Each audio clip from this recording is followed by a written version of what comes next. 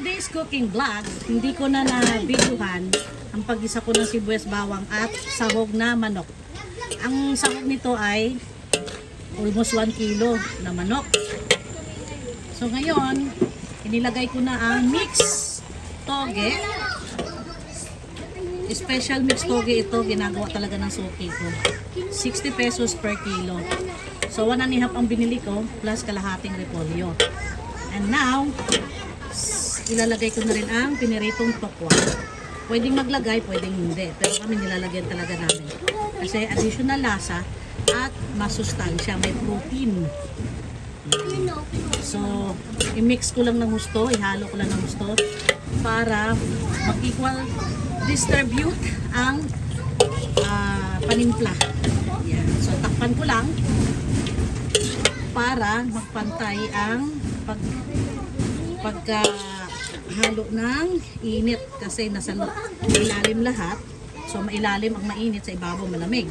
Kaya hinalo-halo ko. So takpan muna natin uli para pumantay ang pagkaluto. So ito na, amoy paluto na ang ating mixed toge. Bango ng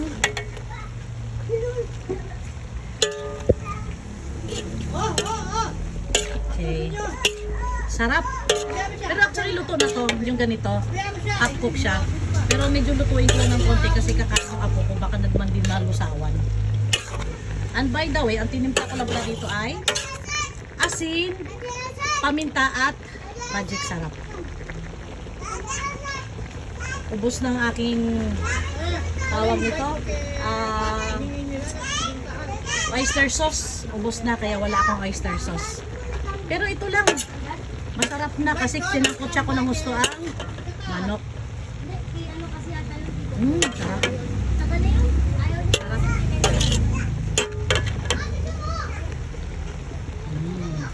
Takpan ko lang mga 5 minutes. And luto ng ating toge.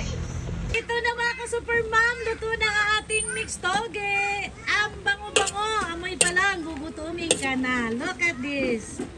Very fresh. Ako kasi pag bumili ako ng toge, mixed toge man siya or plain lang na toge, niluluto ko kaagad. Kasi kapag kinabukasan mo na tulutuin, nagtutubig na siya at saka umaasim. Minsan hindi naman umaasim kaso lang, watery na siya. So tignan nyo, sarap. O, luto na Jessica, kumuha ka na. Yan.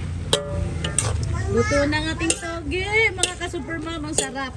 Pag ito, mga ka-super mom, hindi maubos, lumpiang gulay ka bukas. Yan. Double purpose ng gulay na to eh. Pagka hindi siya maubos, kinabukasan, bibili ako ng lumpia wrapper. De, lumpiang gulay siya. Diba? Ayan na. Ready to eat na, mga kababayan. Mga ka-super mom.